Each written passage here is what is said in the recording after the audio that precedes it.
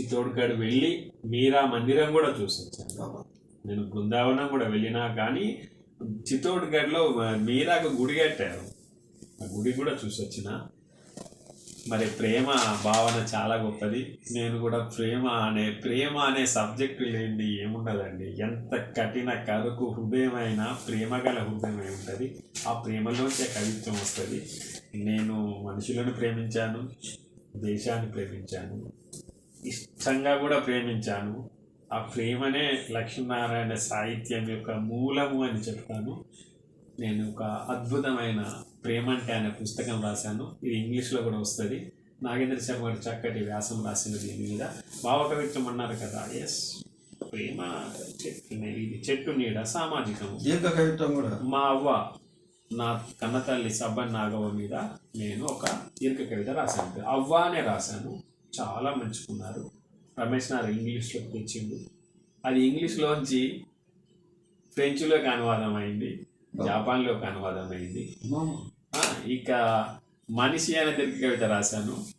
ఆల్రెడీగా ఈ మనిషి ఎక్కడనో ప్రింట్ అయింది, ఇంగ్లీష్లో వచ్చేసింది. అంటే ఇక నా భార్యతో చిన్న కవితలు రాశాను. హైదరాబాద్ మహానగరంపై హైదరాబాద్ దీర్ఘ కవిత రాశాను. ఒక 1 year to 2 years వరకు ఇది ఇంగ్లీష్లో వస్తుంది. అంటే ఒక ఏది ఏమైనా లక్ష్మీనారాయణ ఎక్కడో ప్రేమకాండం పుట్టాడు, అది విస్తరిస్తుపోతూ సామాజికమైంది. ఇవాళ అన్ని కలుపుకొని చూస్తున్నాడు. దేవుణ్ణి ప్రేమించు, దేశాన్ని ప్రేమించు, సరే మనిషిని కూడా ప్రేమించు. హృదయాన్ని దేవుడికి అయినా ఇవ్వచ్చు, దేశానికి అయినా ఇవ్వచ్చు. కానీ దేవుడికి ఇచ్చినప్పుడు ప్రాబ్లమ్స్ ఏమి ఉండవు, మనిషికి ఇచ్చినప్పుడు ఒక్కొక్కసారి ప్రాబ్లమ్స్ వస్తాయి అని అనిపిస్తుంది. కానీ నేను ఒక మంచి పుస్తకాలు అంటే చాలా ప్రేమ భావనలతోని అసలు ఇంకా రాసేది ఉన్నది. రాసిన నవలలు ఉన్నాయి, కథలు ఉన్నాయి, వ్యాసాలు ఉన్నాయి. అవి ఏది పుట్టినా సహజంగానే పుట్టింది. వాన వచ్చినట్లు, వరద వచ్చినట్లు, కన్నీళ్ళు వచ్చినట్లు కవిత్వం వచ్చింది. అలా వచ్చింది కాబట్టి నేను ఇవాళ ఇలా రాయగలుగుతున్నాను, ఉండగలుగుతున్నాను. మీరు చాణక్యుని నీతి సూత్రాలను కూడా రాశారు. భక్త మీరా కవితలు కూడా, భజన్స్ను కూడా మీరు అనువదించి రాసినట్టు చెప్పుకున్నారు కదా. అవును. అంతేకాకుండా తెలంగాణ పదాలు కూడా రాశారు. మరి ఇటు తెలంగాణ, ఇటు తెలుగు సాహిత్యము, ఇటు ఆంగ్ల సాహిత్యము, ఇటు హిందీ సాహిత్యము, ఇవన్నీ రెట్రాస్పెక్టివ్గా సింహావలోకంగా మీ సాహిత్యం మీద, మీ హృదయం మీద ఎలాంటి ప్రభావం, స్పందన? నిజంగా సంస్కృత భాష చాలా గొప్పది. నేను చాణక్య నీతి సూత్రాలు చదివినప్పుడు ఫస్ట్ నాన్న పిల్లల్ని తెచ్చుకున్నారు. మా పెద్ద అబ్బాయి శరత్ దగ్గర చాణక్య పుస్తకం ఇంగ్లీష్లో సంస్కృతిలో ఉండే, అది చదువుకున్నాను. నాకు బాగా అనిపించింది, అనువాదం చేసినాను. ఓకే, అట్లనే మీరాబాయి కూడా అద్భుతమైన శ్రీకృష్ణుని ప్రేమించింది, ఆమె ఇష్టపడ్డది. ఆ స్త్రీవాదం అని ఇప్పుడు అంటారు కదా, 500-600 ఏళ్ల క్రితం రాజకుటుంబాన్ని వదిలిపెట్టి ఆమె బజార్లోకి వచ్చేసిందండి. పొమ్మన్నారు వాళ్ళు, వచ్చేసింది, బృందావనంలో ఉంది. అది ఎంత ఒక రాజపుత్ర కుటుంబంలో కోడలు వెళ్ళి రావడం అనేది చూడండి. రవిదాస్ ఆమె గురువు. తులసీదాసును అడుగుతుంది, అయ్యా నన్ను ఏం చేయమంటారు, లోకం ఇలా అంటుందంటే, ఇచ్చిపెట్టమ్మా లోకాన్ని, నీకు నచ్చినట్లు నువ్వు చెయ్యన్నాడు. నేను చదువుకుని మీరా మీద పుస్తకం రాస్తున్నా కాబట్టి మీరా మీద బుక్ రాశాను. మీరా కవితను అనువాదం చేశాను, చాణక్యుడిది అనువాదం చేశాను. నాకు హిందీ వస్తుంది కాబట్టి, సంస్కృతం వస్తుంది కాబట్టి, కొద్దిగా అర్థమవుతుంది కాబట్టి, వస్తుంది కాబట్టి, ఇంగ్లీష్ వస్తుంది కాబట్టి నేను రాయగలుగుతున్నాను. ఇటీవల సంత్ కబీర్ మీద కూడా ఒక వ్యాసాన్ని ప్రిపేర్ చేశాను. వేమన కూడా రాస్తున్నాను. కాబట్టి పివి నరసింహారావు మీద కూడా రాయాలని ఉంది, ఇంకా ముందట పెట్టుకోవాలంతే. జస్ట్ 1 monthలో రాయాలి. ఎందుకంటే డిసెంబర్లో బుక్ రావాలంటే నవంబర్ 30 వరకు, ఫస్ట్ వీక్ వరకు ఉండాలి డిసెంబర్. ఆ ప్రయత్నం చేస్తున్నాను. అది భారతీయ సాహిత్య వ్యాసంలో ఉంటుంది. నాకు వచ్చిన హిందీ, ఇంగ్లీష్, తెలుగు రావడం వల్లనే నేను ఇవన్నీ చదువుకోను. సంస్కృతం లిపి సేమ్. అయ్యో మరాఠీ చదువుతూ ఉంటే మరాఠీ చదవగలను నేను, లిపి సేమ్. హిందీ వస్తే సగం భారతీయ భాషలు వస్తాయి. దక్షిణాది భాషలు అన్ని ఆలే ఉన్నాయి అక్కడ. మన బెంగాలీ కూడా నా దగ్గర అన్ని భాషల పుస్తకాలు ఉన్నాయి నేర్చుకోవడానికి. కానీ అవి అన్ని నేర్చుకుంటే నేను ఎందుకు పనికిరానే నేను 3 మీదనే శ్రద్ధ పెట్టిన, తెలుగు, హిందీ, ఇంగ్లీషు. ఇప్పుడు కొద్దిగా అంటే సంస్కృత్ చేస్తున్నా, ఎంఏ సంస్కృత్ నేను చేస్తున్నా కాబట్టి నేను చేయగలుగుతాను. ఇంకొక ప్రశ్న, మీరు కేరళ రాష్ట్రంలో అయ్యప్ప సన్నిధికి పలుమార్లు వెళ్ళి దీక్ష కూడా తీసుకున్నారు, చాలా భక్తిని ప్రదర్శించారు. అట్లే మొన్నటి మే ఎండల్లో చార్ధామ్ యాత్ర కూడా పూర్తి చేసి హిమాలయాలను సందర్శించి వచ్చినట్టు. ట్రెక్కింగ్ అక్కడ చాలా సాహసోపేతమైన యాత్ర. మీ అనుభవాలను మీరు అక్షరీకరించదలుచుకుంటున్నారు, మీ స్పందన?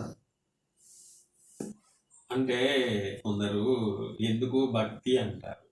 భక్తి ఒక జీవితానికి క్రమశిక్షణ ఇస్తుంది, ఆరోగ్యాన్ని ఇస్తుంది.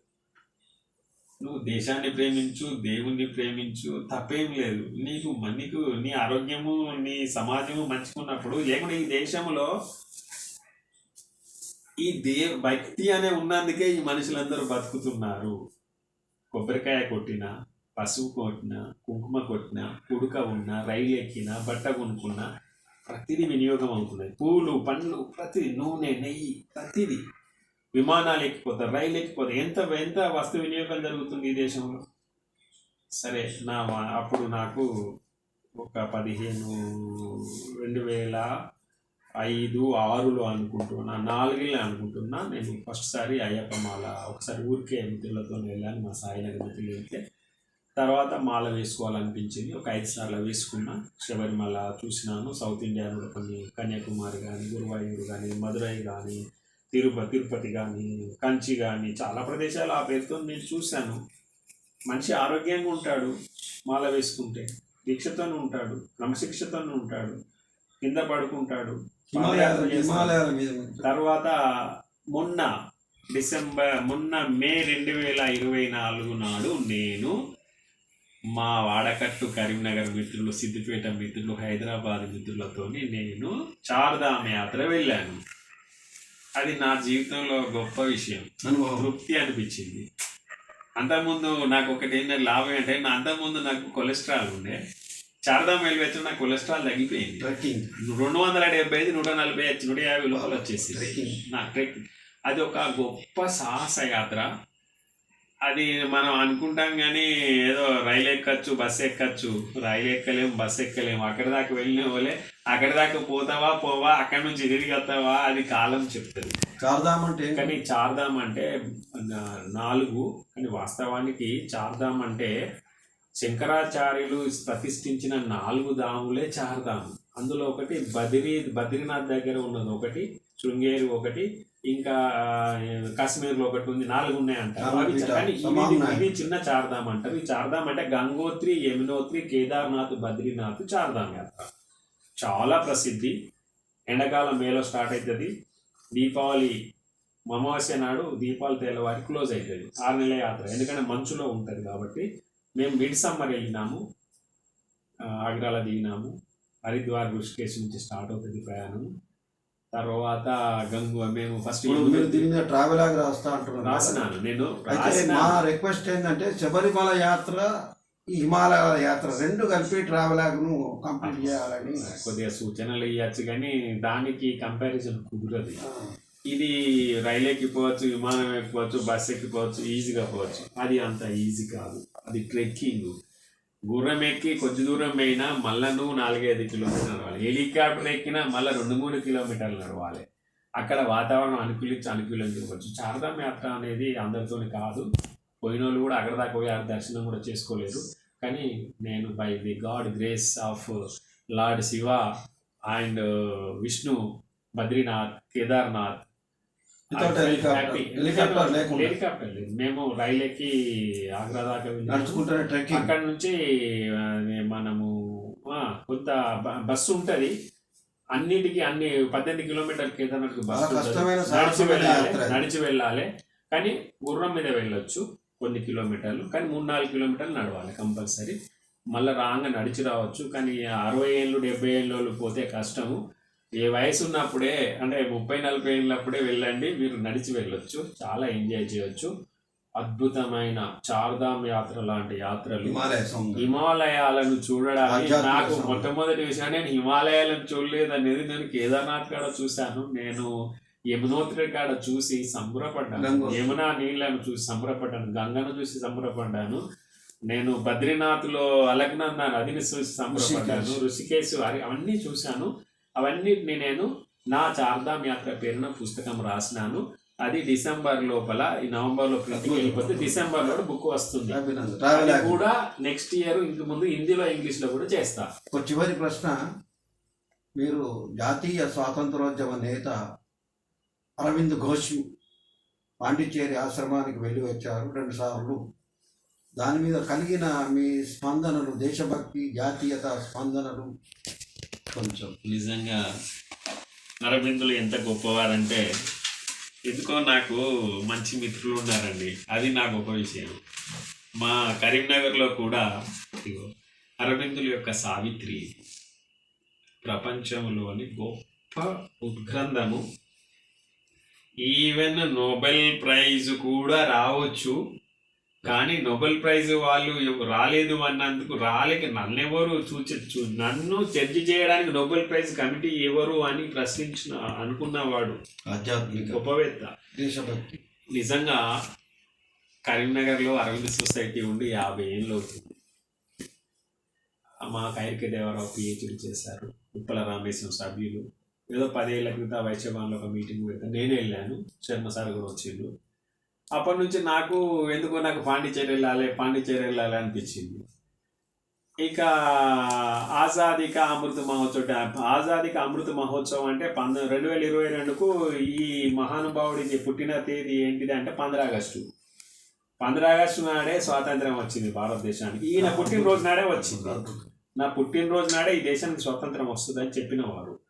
అయితే ఆయన అంతే, దాని కోయిన్సైడ్స్ ఉంటుంది అని చెప్పినవాడు, ఊహించినవాడు. అలానే వచ్చింది. రేడియో ప్రసంగం కూడా ఉంది. నేను ఆ ఏటు ఎందుకో ఈసారి అన్ని కార్యక్రమాలు శరత్ సాహిత్య కళాశ్రవంతి చేస్తున్నట్టు అరవిందుని జయంతి కూడా చేద్దామని మేము నిర్ణయించుకొని, ఉప్పల రామేశము దాని కార్యదర్శి, కోలా అన్నారెడ్డి ప్రెసిడెంట్ ఉంటే, నాగేంద్ర శర్మ, నేను, రాజు, నారాయణ రెడ్డి మెంబర్లం కూడా అయ్యి ఈ మన అరవిందుని 150వ జయంతిని జరిపి పరిశోధన చేసిన కైరిక దేవరకు సన్మానం చేసి ఒక మీటింగ్ పెట్టి, అదే సంవత్సరాన్ని నేను పాండిచ్చేరి వెళ్ళినాను. నేను వాళ్ళ ట్రెజరర్ అయినాను. ఆ సంవత్సరానికి పాండిచ్చేరి వెళ్ళి 4 రోజులు ఉన్నాను, అన్నీ దర్శించినాను. నిజంగా నాకు గొప్ప అనిపించింది ఏంటంటే, మనుషులందరూ బాధపడుతుండ్రు కదా, అరబిందో సొసైటీ, అరబిందో ఆశ్రమం జీవిత విధానాన్ని ఎవరైనా నేర్చుకుంటే వీళ్ళు బాధపడరు. మంచి పని చేయాలి, ఆహారం తీసుకోవాలి, ఆరోగ్యంగా ఉండాలి, క్రమశిక్షణతో విద్య నేర్చుకోవాలి, ఏదైనా పని చేయాలి. బాధపడడం ఎందుకు, సంపాదన ఎందుకు?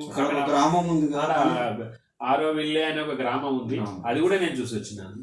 అంటే అక్కడ వ్యవసాయం ఉంది, వైద్యశాల ఉంది, కుటీర పరిశ్రమలు ఉన్నది, ఊదుబస్తీ తయారు చేస్తారు, పుస్తకాలు ప్రింటింగ్ చేస్తారు, వస్త్రాలు చేస్తారు, పాలు వస్తాయి, పండ్లు వస్తాయి, వంటలు చేస్తారు, అంతా సెల్ఫ్ సర్వీసు.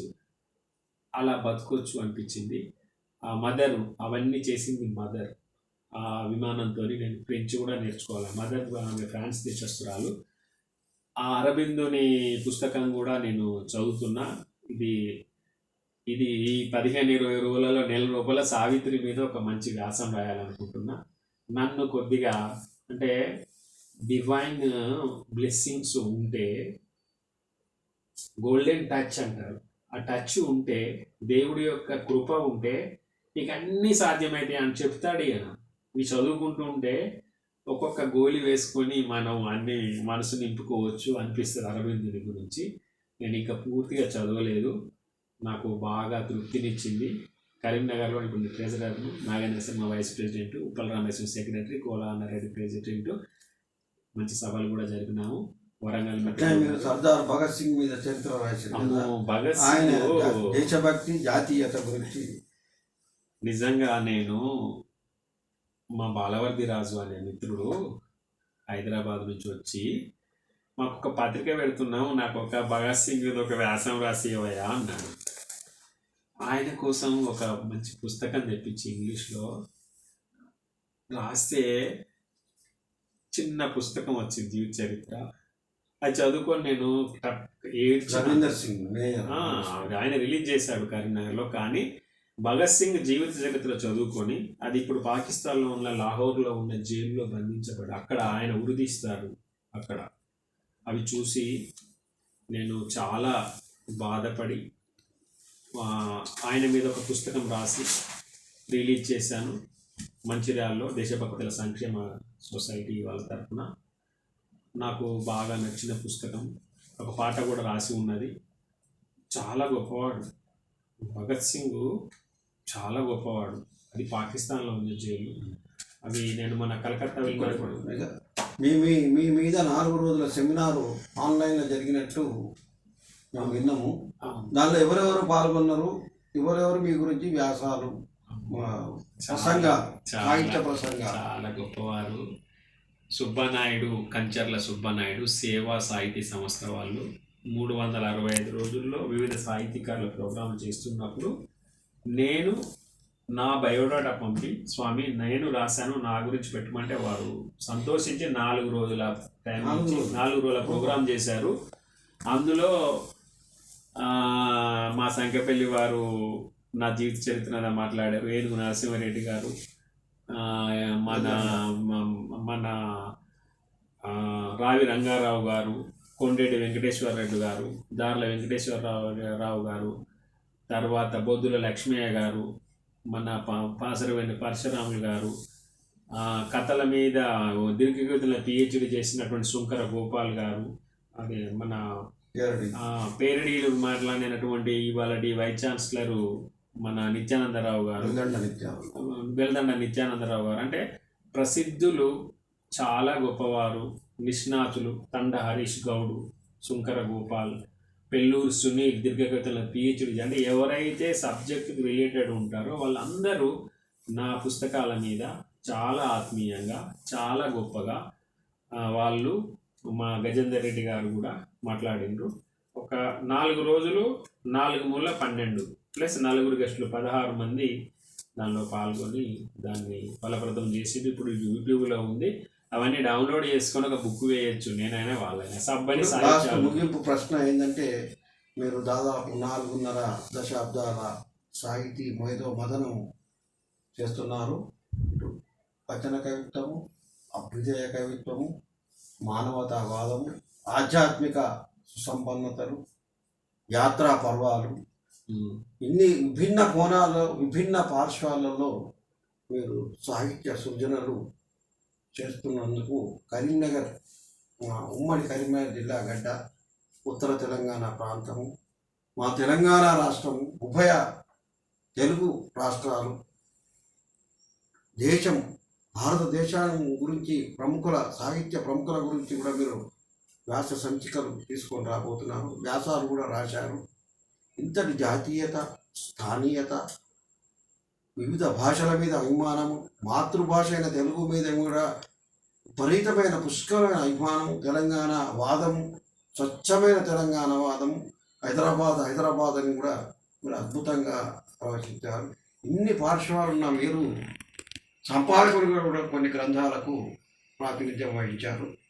మరి ఈ శుభ సందర్భంలో సరస్సాహితీ కళాస్రవంతి కానీ, తెలంగాణ సాహిత్య వేదిక కానీ రజతోత్సవాలు జరుపుకుంటున్న సందర్భంలో మీకు రాష్ట్ర ప్రభుత్వం నుంచి కానీ, కేంద్ర ప్రభుత్వం నుంచి కానీ, ఉన్నతమైన సాహిత్య సంస్థల నుంచి కానీ, ఉన్నతమైన సాహిత్య విలువలకు పురస్కారం దక్కితే మీకు మంచి చక్కటి గుర్తింపు రావాలని ఈ సందర్భంగా నేను ఇంటర్వ్యూలో పాల్గొంటున్న నాగేంద్ర శర్మ, మా దృశ్యమానం చేస్తున్న ప్రముఖ కవి సాహితీవేత్త గుండు రమణయ్య గారి ద్వారా మీకు శుభాకాంక్షలు చెప్తూ ఈ ఇంటర్వ్యూను ముగిస్తున్నాను.